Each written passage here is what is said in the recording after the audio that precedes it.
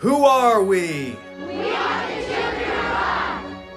Who are we? We are the children of God. And we're not all that was chosen. There's something else. Something that Jerry Goldsmith fans chose.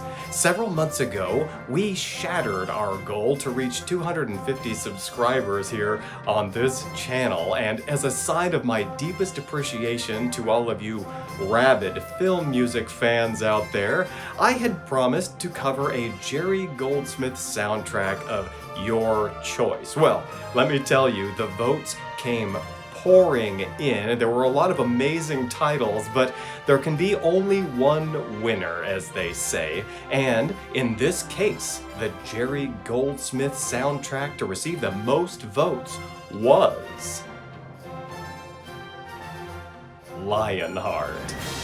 Believe me, I would have been delighted to cover literally any Jerry Goldsmith score, but for the results to turn out as they did, I think it's fair to say that I could not have been more thrilled. This is perhaps Jerry Goldsmith's most epic score, conceived by the great maestro with tremendous heart, passion, excitement, and a grandness of scope on par with the greatest narrative sagas ever imagined in any mode of storytelling.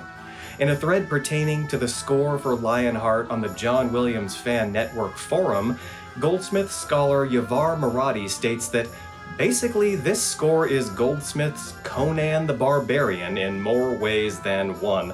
And boy, isn't that the truth. Lionheart is beyond question one of the great pillars in the exclusive realm of top-tier adventure scores across all times. I'm Ted, the soundtrack guy. Stick with me until the end of this video. Did you know that the great composer, orchestrator, and conductor of film music, Lee Phillips, has long had aspirations to re-record Jerry Goldsmith's Lionheart in its entirety? Well, it's true, and I have had the privilege of speaking with him about that and a whole lot more pertaining to this masterwork of a score. You are not going to want to miss what he has to say and reveal.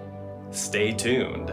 Lionheart, once subtitled The Children's Crusade, is a 1987 medieval adventure film directed by Franklin J. Schaffner and loosely based upon the historical Children's Crusade, the traditional narrative of which is likely constructed from a mixture of historical and mythical events.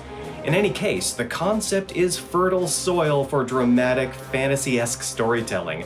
In the case of Schaffner's film, the narrative follows Robert Nera, an exiled teen knight who leads a band of orphans to join the Third Crusade with King Richard the Lionheart while protecting the children from the Black Prince, a disillusioned crusader turned child slave trader.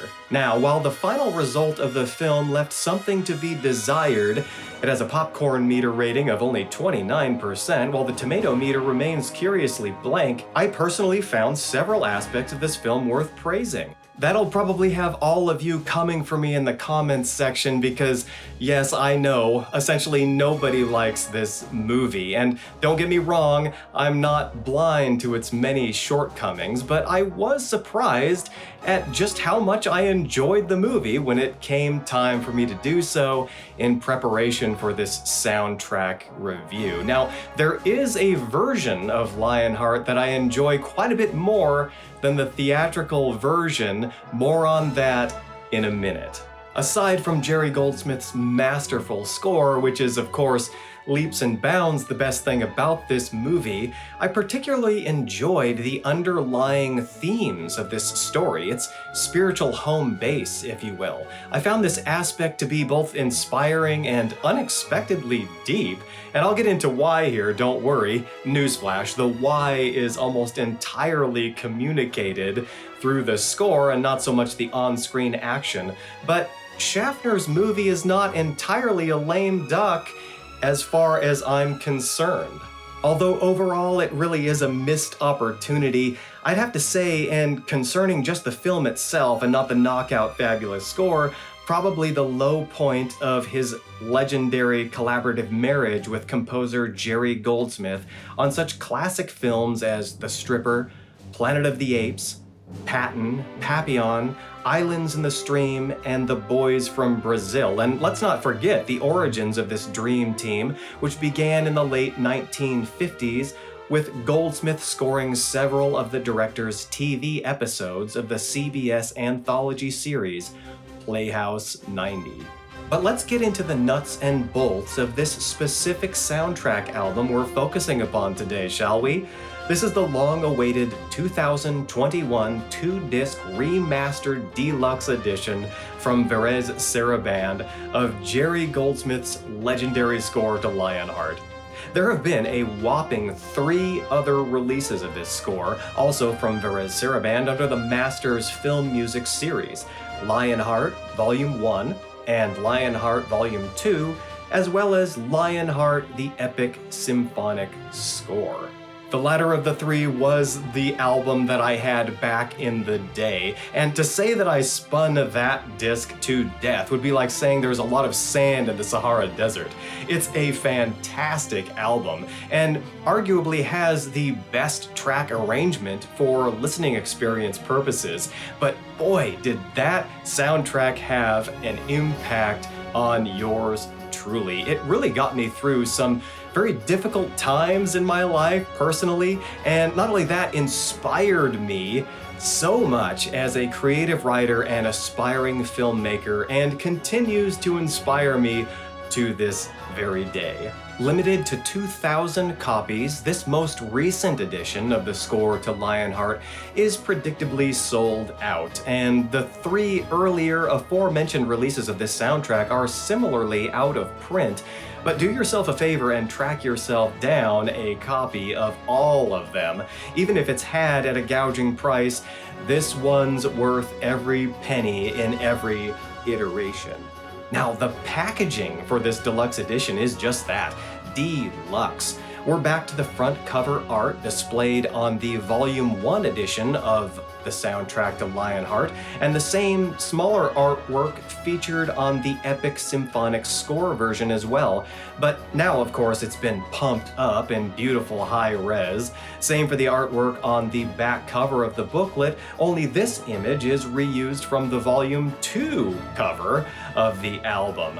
Within the booklet, we are treated to 14 glorious pages of superb, in-depth, and insightful liner notes by Tim Grieving, as well as an attractive collection of sepia-toned stills from the film, including a photograph of the great composer-director duo Jerry Goldsmith and Franklin J. Schaffner.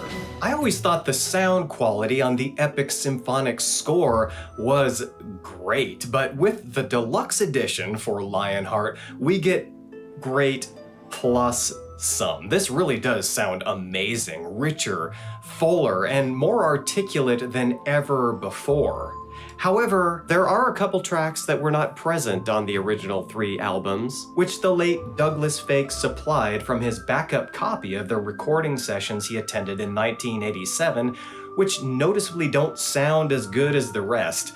Nonetheless, as one desirous to hear every last note the great Jerry Goldsmith ever wrote, they are a welcome addition to this release. And they nearly round out the complete score as Goldsmith wrote it, save for just over 2 minutes of source music, also written by Goldsmith, and 34 seconds of a cue titled Saracen Ride.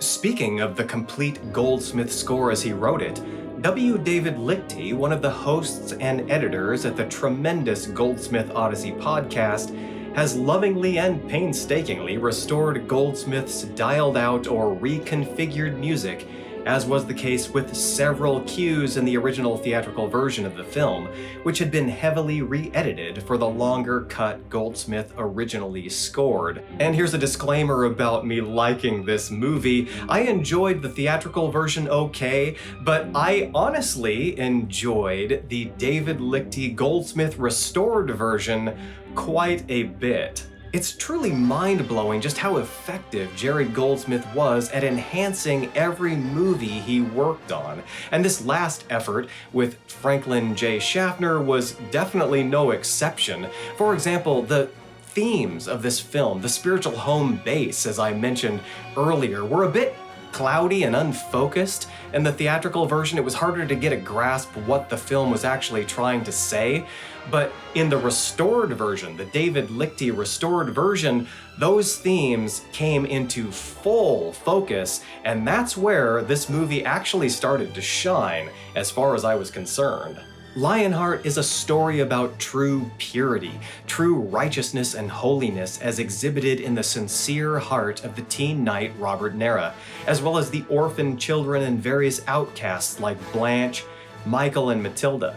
It's a meditation upon the narrow way that leads to life, contrasted by the somewhat self-righteous, sword-guided vainglory of King Richard and the knights of his crusade, and the rage and bitterness of the villainous Black Prince, who once was aligned with King Richard, but who has since aligned himself with the devil and become a self-proclaimed enemy of God.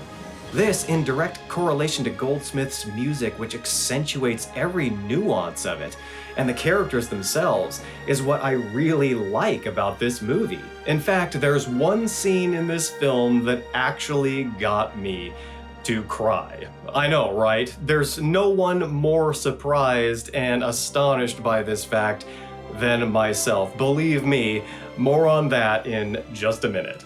As I understand it, most of the glaring problems with this film have to do with the fact that the expected budget just didn't come through from Orion Pictures in the end. A lot of colorful and interesting scenes were apparently dropped from the movie, and to go further, Lionheart never even had a US theatrical run and played in Canadian theaters for less than 10 weeks. Money, or the lack thereof, also resulted in Jerry Goldsmith recording his score in Budapest, where the Hungarian State Symphony Orchestra gave a spirited, if somewhat rough performance of his score. But don't get me wrong, there was a kind of special magic that happened in this performance of Lionheart's score. The rousing energy is there, the earnest heart is there, the dreaming, youthful optimism, the nobility, the courage, the romance, the heartache, and the weight of the whole good versus evil aspect of the story. It's all there. And I'd say of all the recordings Goldsmith did in Budapest, Lionheart is definitely one of the strongest. Check out this short clip from the recording sessions to Lionheart from 1987. And never mind the quality, it's all there is.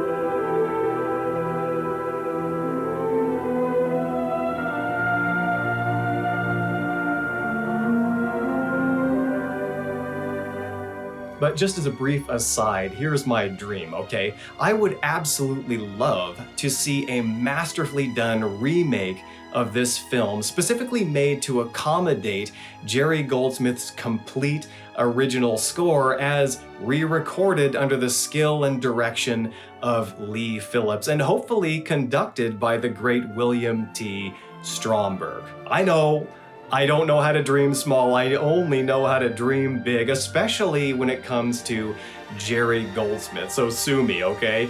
But I have absolutely no doubt that the funding for the score portion of such a project, there would be absolutely no issue at all raising the money for that. Jerry Goldsmith fans are a rabid bunch. They are an ever faithful bunch. We are a peculiar people, and this thing would virtually get funded overnight were such a Kickstarter to be announced. One thing's certain, no matter how you feel about the way Lionheart turned out as a film, there's no denying that Jerry Goldsmith's score is the ultimate, unsullied vision of all it was hoped this project could be.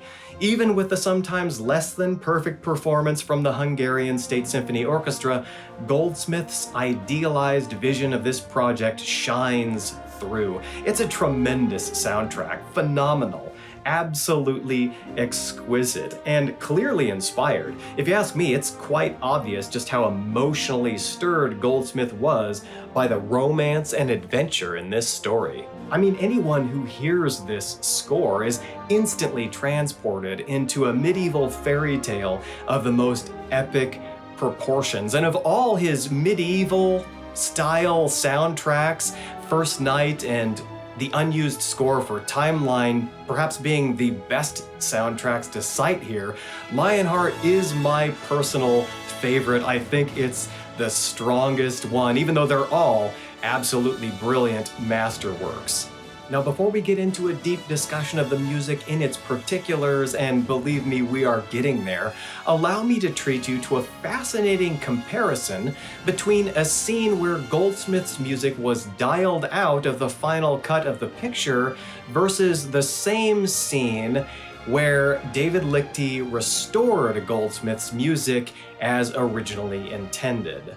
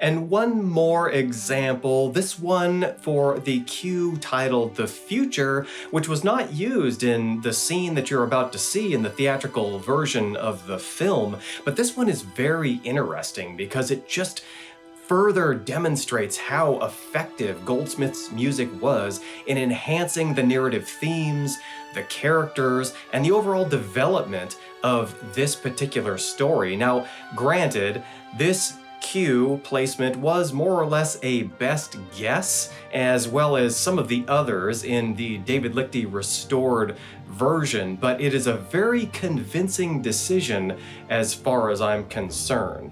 In Lionheart Unleashed, a cue-by-cue breakdown of Jerry Goldsmith's score, which was reconfigured to fit a heavily re-edited film published by Film Score Monthly, David Lichty writes, "Laid into place as it is, the cue gets the tone and most of the beats of the scene correct, heightening Blanche's mysticism and intuitiveness more than the sequence does without music."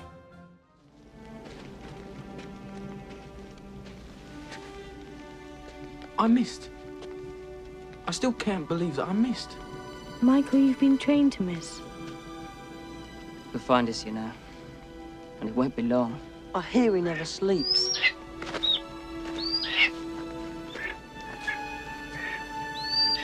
Strike never rests in the face of danger. Neither do I.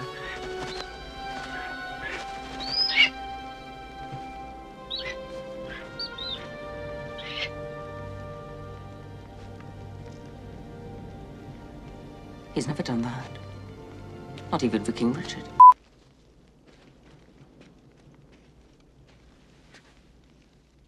I missed. I still can't believe that I missed. Michael, you've been trained to miss. He'll find us, you know. And it won't be long. I hear he never sleeps.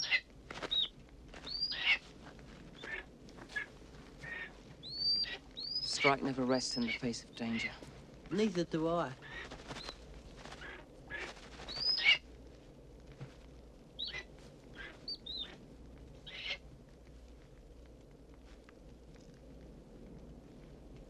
He's never done that. Not even for King Richard.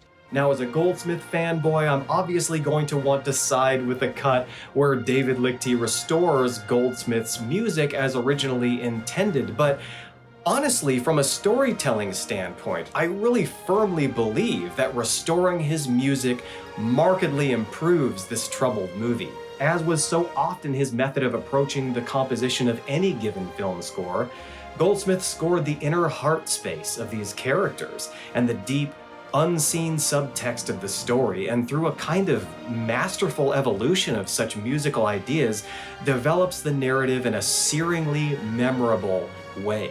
Everything he does, every note is resonant to our souls. We feel, and by feeling we come to understand what this movie was trying to say.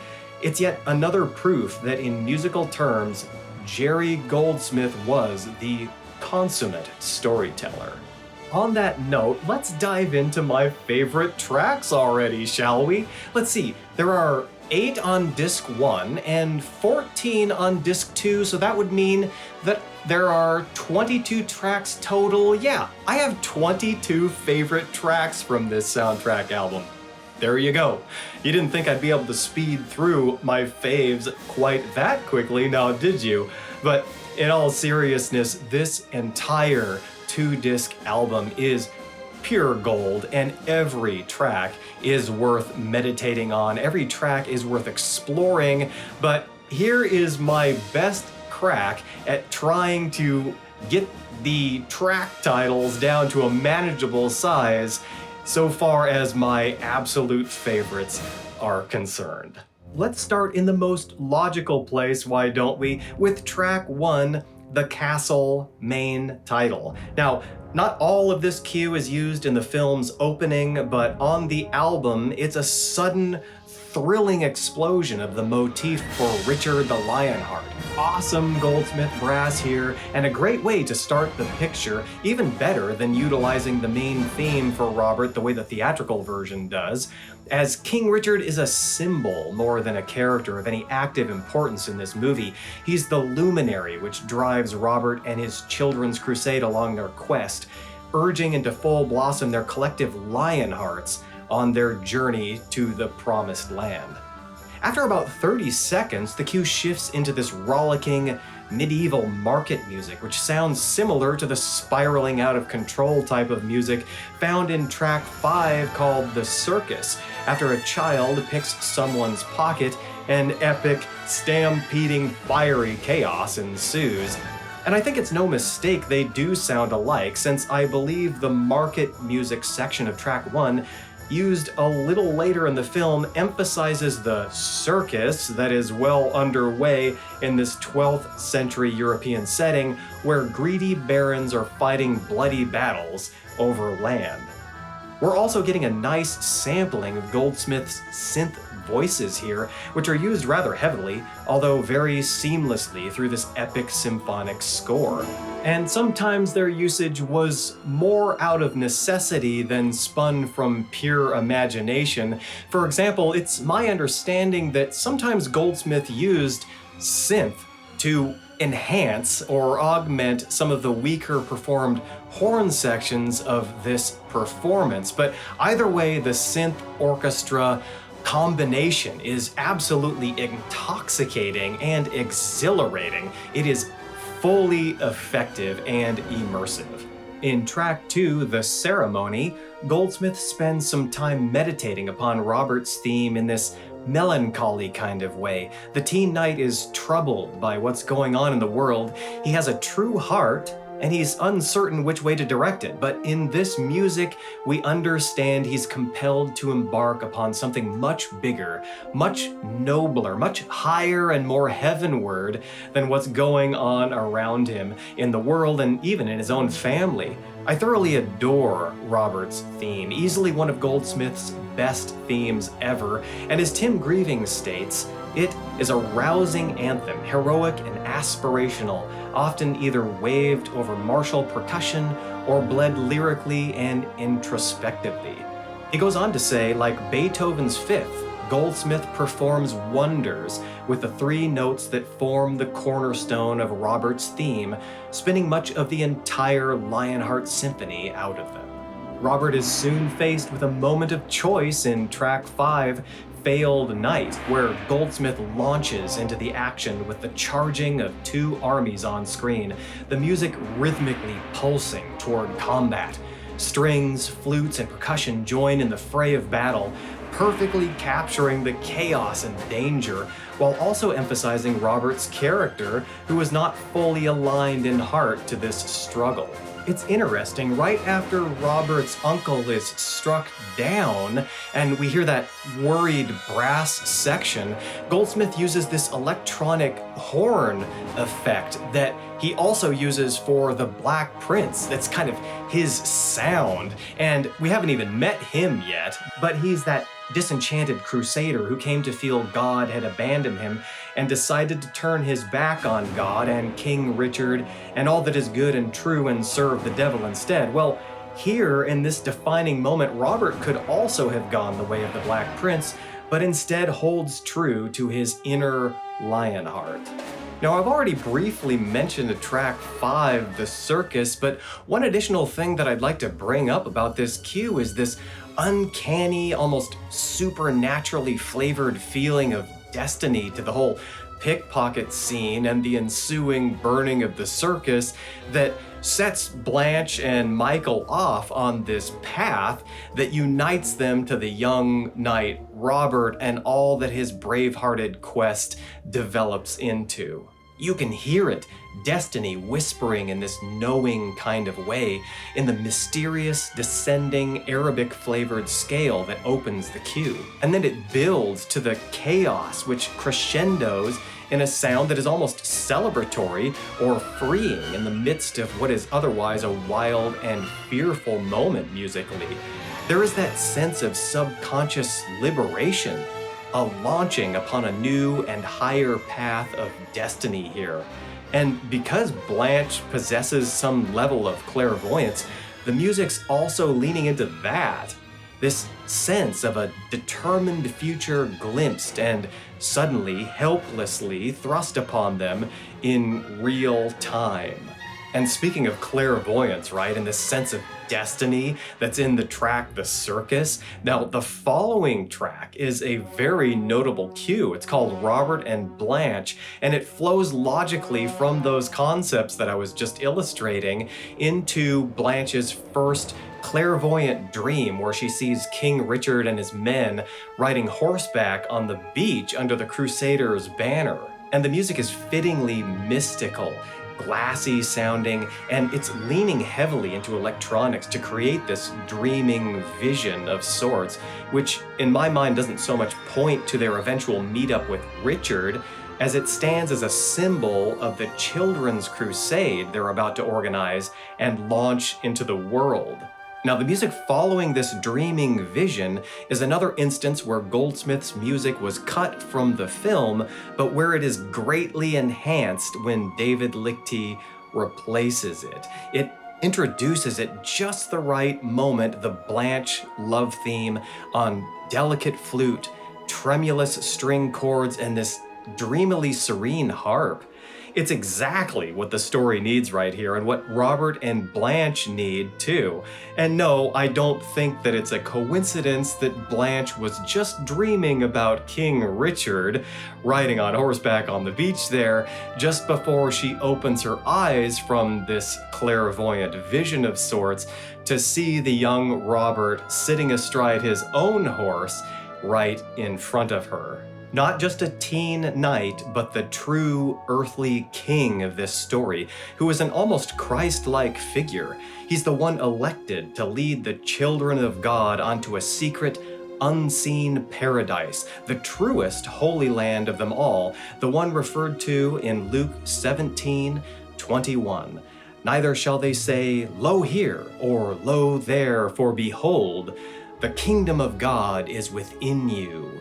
We are on to disc 2, my friends, but you better buckle up because there is more music on disc 2 than there is on disc 1. And of course, I'm going to be starting with track 1 on disc 2, right? This track is called Children in Bondage. Now, real quick, there's something I want to mention. Anyone who is familiar with the score to Jerry Goldsmith's Lionheart and who hadn't seen the movie, well, of course, based upon what you hear, what Jerry Goldsmith gave us musically, you have undoubtedly a imagined version of what Lionheart should be inside your head. Well, I was, of course, no exception. I had an idealized vision of Lionheart before I'd seen the movie, and of all the scenes in this movie, I think this scene, and perhaps the scene called Forest Hunt, as far as the soundtrack is concerned anyway, those two scenes were probably particularly disappointing based upon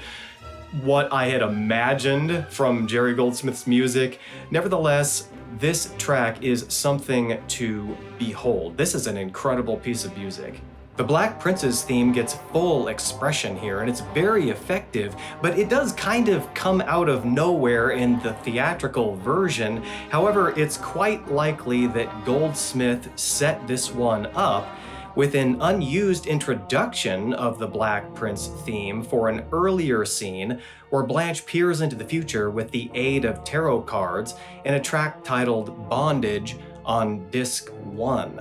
This motif kind of sounds like there's a shark lurking nearby. It has this dead-eyed, murderous, kind of automaton relentlessness to it. The notes aptly describe it as a serpent-like synth voice doubled with an organic brass or wind instrument.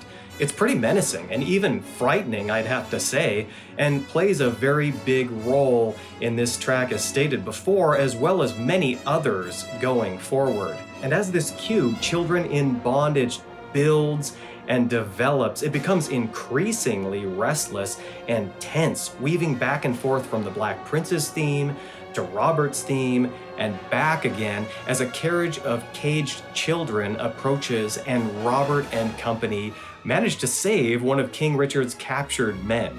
This truly is a wonderful, exciting track, dramatic track. As I said before, one that really sparks the imagination. And just imagining this scene without Goldsmith's music, it would be almost completely ineffective, I guarantee you. Track 4 on disc 2, Paris Underground, dashes forward with another exciting rhythm as Robert and his friends chase a pickpocket into the bowels of the city. Here we find an interesting and somewhat familiar sound that Jerry Goldsmith used in his score for Leviathan. It's sort of this plumbing the depths kind of sound effect, this synth sound effect that's sort of ghostly, but feels like you're just deep underwater in the case of Leviathan, or underground in the case of Lionheart, and he uses this as masked crossbow-bearing kids emerge from the dank subterranean mists. And most of you might not know this, but John Williams, of all people, came up with an absolutely amazing piece of music for the orphan feast scene once Robert and his companions are invited to dinner. Nah, just kidding, of course. But I did find myself thinking of that fabulous piece of music that John Williams scored called The Banquet from his wonderful soundtrack to Steven Spielberg's Hook. Disc 2, track 5, The Road from Paris, very effectively sets up my favorite moment in the film, which is in the next scene just ahead, and possibly in the entire score as well. It's the moment when I actually cried watching this movie. Here, as Robert leads the children of the underground city south in search of King Richard, Goldsmith enchants us with this synth-heavy, jubilant version of the young knight's theme, and which then flows nobly into the most matured and virtuous version yet. It's a terrific moment that pins the meaning of this film right upon the lapel, and which will be grandly cemented in the scene to follow. The Black Prince had earlier thrown a dagger at the heart of a crucifixed Jesus, but the risen Jesus is calling his children out of this dark world in a glorious train of awakened hearts and growing faith toward a paradise King Richard himself has not yet glimpsed.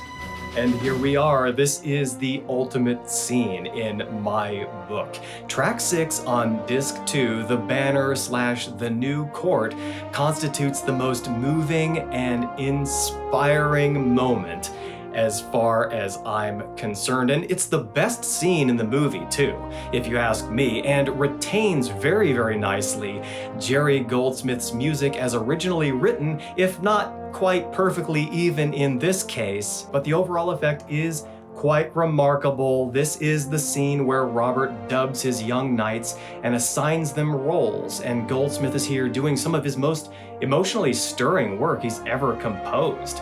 Although Robert's theme begins a bit hesitantly, it soon gains a firm foundation on heroic-sounding brass, flowing beautifully into Blanche's theme as he lovingly and admiringly addresses her, and then suddenly the weight of this moment is interrupted in the best way possible with a glorious return of King Richard's theme as men of King Richard's army ride through.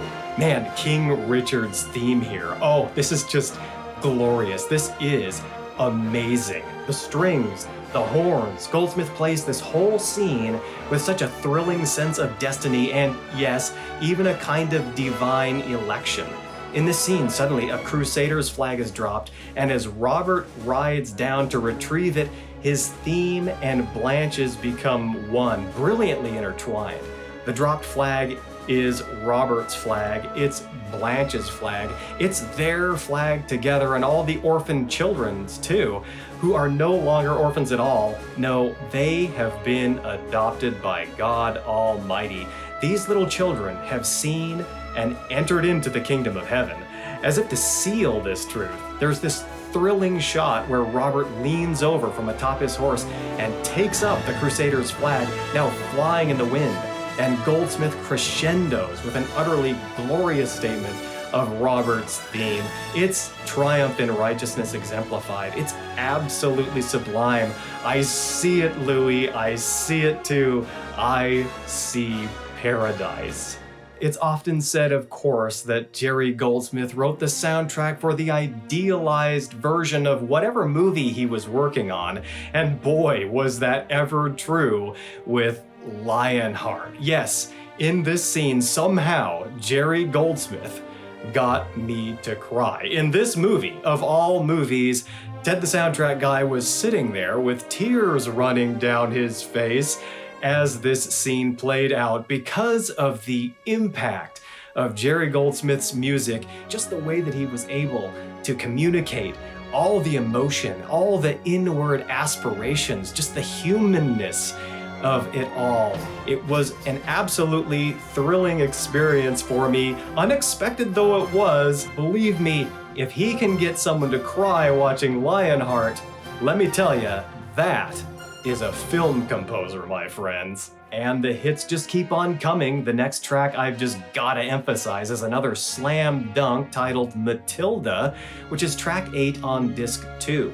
After being verbally rebuked by her father for engaging in a jousting contest in which she is the victor, it's clear this young, spirited outcast is to be numbered among the children of God. Thus, Goldsmith swiftly unites this character to her destined caravan by the use of another insistent rhythmic march, while Robert's theme and Matilda's theme begin to swirl together in this lighthearted, challenging, goading sort of dance.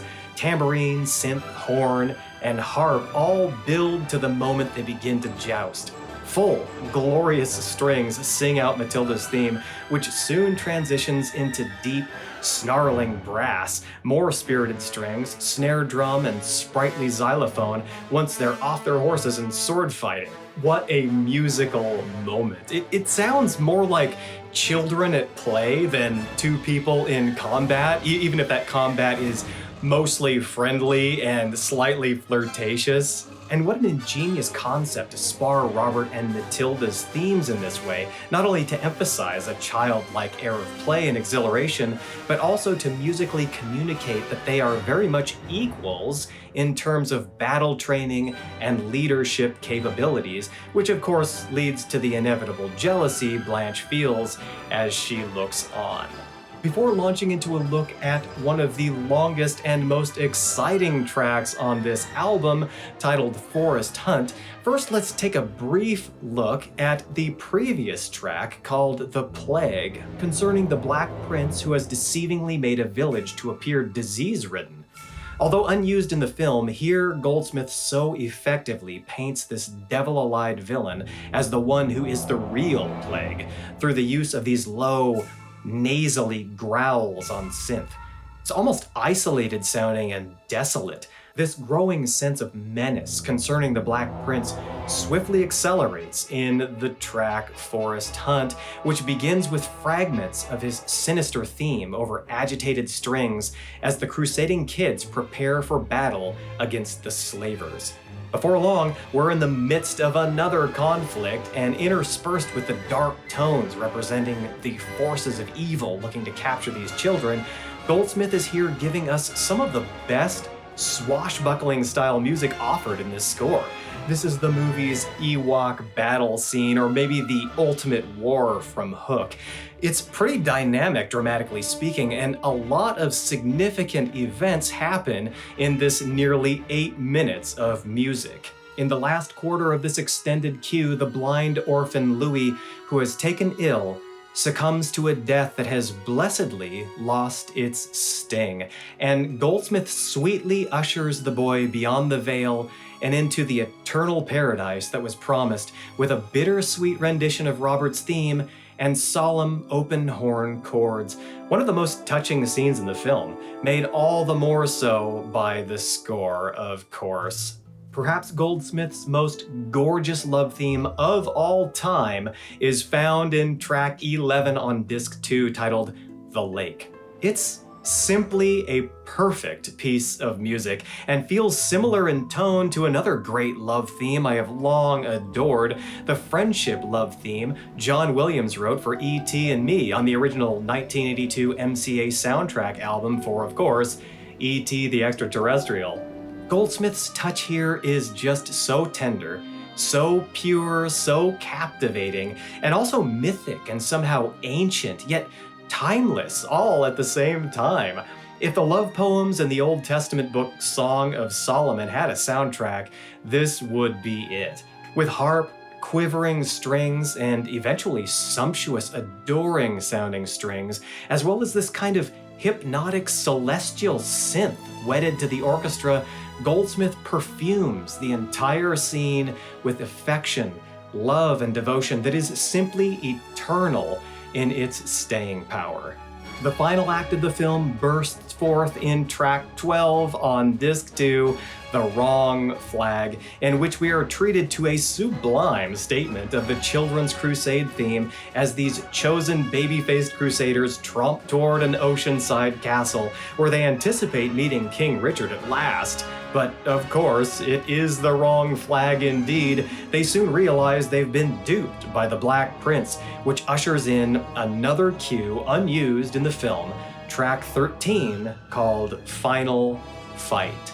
Here again is another missed opportunity to elevate this picture with music. Now, don't get me wrong, I do appreciate Goldsmith's restraint when it comes to stepping aside and letting the scene just play in silence. There's certainly a dramatic weight to silence in a scene, but in this case with Lionheart, I really do believe that the movie calls for more music. Goldsmith wrote tons of music for this movie, a lot more than he normally does, and for this scene, I do believe his score improves the tension and drama, as this is, after all, the final fight for a story which lends itself to more music rather than less.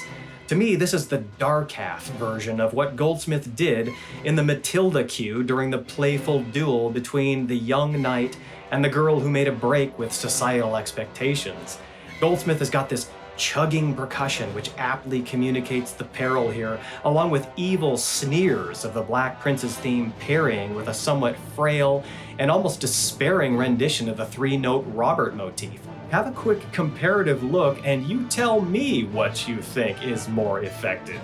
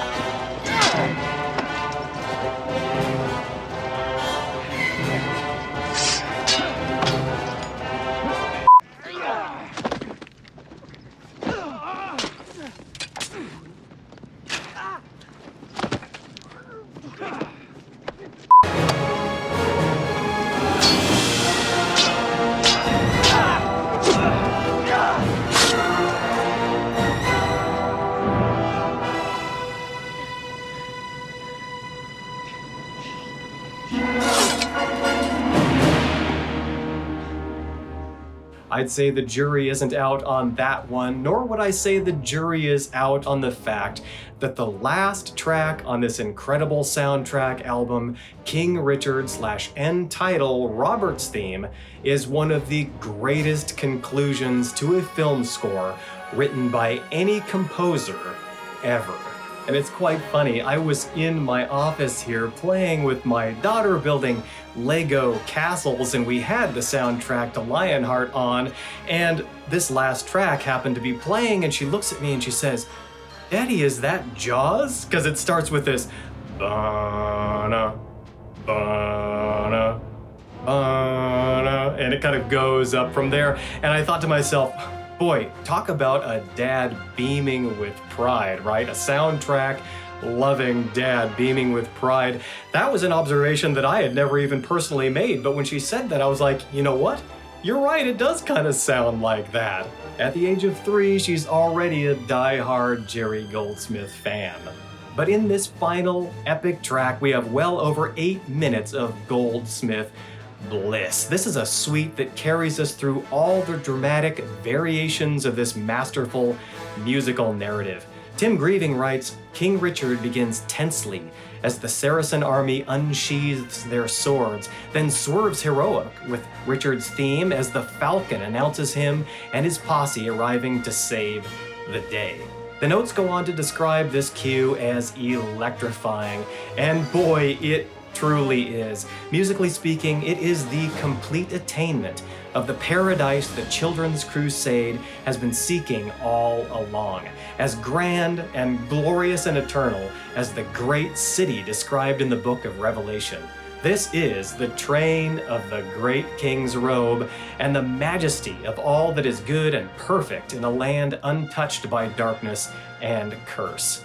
Glory, glory, pure, unsullied glory, and the greatest coda I could ever imagine to the remarkable 7-film collaboration that was shared by Jerry Goldsmith and Franklin J. Schaffner. Do whatever you've got to do to get a hold of this sold-out album. As I said before, even if they ask you an arm and a leg for this one, believe me, it is worth it. This one is an absolute must in the soundtrack collection of every serious Goldsmith lover, and I would say even every serious soundtrack fan out there. This one is amazing. As promised at the outset of this video, I am very excited now to share with you the conversation that I had with the great Lee Phillips concerning Jerry Goldsmith's score for Lionheart. Yes, he is every bit the fan of this one as I am, perhaps even more so. It is a fascinating deep dive into the mind of one of the greatest composer, orchestrator, and conductors of film music of our time. You're not going to want to miss this conversation. Click right here to enjoy, and thank you so very much for joining me again on another episode of My Favorite Soundtrack with Ted the Soundtrack Guy.